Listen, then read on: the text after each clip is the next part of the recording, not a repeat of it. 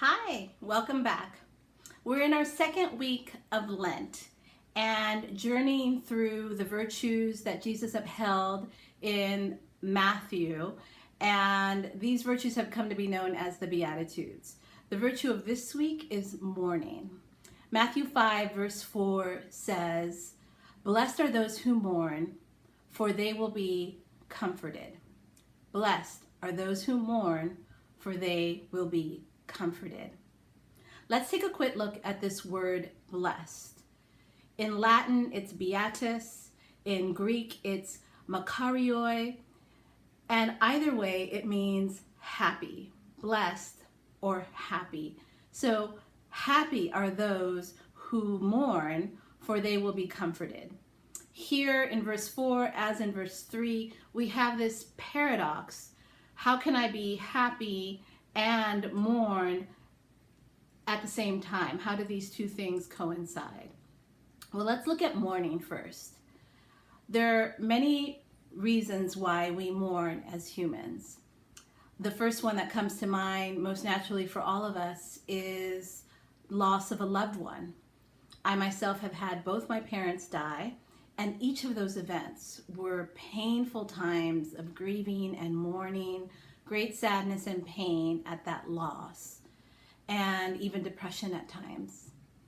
I've also experienced the loss of a pet. For those of you who are like me, a pet lover, you understand that significance of a loss of that sort. But we also experience losses that are not necessarily due to the death of someone or something that we love, but perhaps you lose your job and suddenly you find yourself mourning the loss of that job and also figuring out the purpose, what it is that you're supposed to be doing, what are you called to do, and that sends you into a grieving process as well. Some mourning is brought on by suffering. I work with a lot of patients and where illness or disease has taken away their independence, where the symptoms of their illness has made them lose control of their body. And there's a great amount of mourning that takes place during those processes as well. And some might grieve like David grieved, mourning his own personal failures, his personal sin, the way that he grieved the Lord through just his human depravity. There's lots of different ways that we mourn.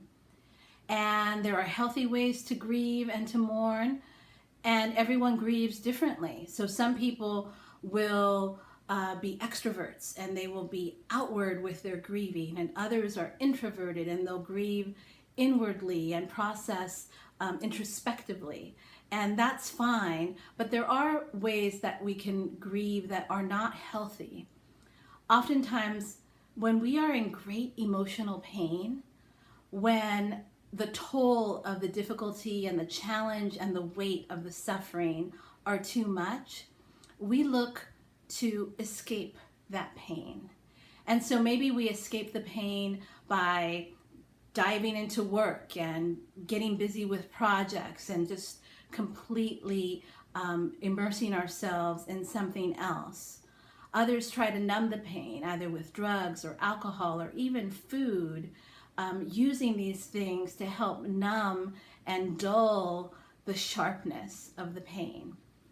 While some try to escape pain and suffering and the mourning process, others try to ignore it altogether.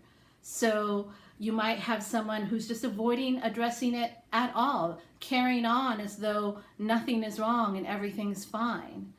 While keep calm and carry on might be good for some situations, stuffing your feelings and acting as though time will alone heal all wounds is not really realistic. Christians suffer deeply from this syndrome of having to pretend that everything is fine. We say things like, "God's got this," and "I serve a mighty God." And while those things are true, they have little to do with our human need to process the feelings of grief and loss that we experience when life circumstances change. Jesus says in Matthew 11:28-30, "Come to me, all you who are weary and burdened, and I will give you rest. I will give you rest. If we turn to him in our time of mourning, he will give us rest and restoration in exchange for our pain and our suffering. This idea of rest and restoration is the promise that's held inside this beatitude. God blesses those who mourn, for they will be comforted. The idea that we can lean into our grief, lean into our sadness, and lean into our mourning. If we're faithful to that process, trusting that God will meet us in that sacred space, God will reward us with rest and the type of restoration that only he can provide. God wants us to be comforted by him in our mourning, not to escape it, not to ignore it. So what does that look like when God comes in to comfort us?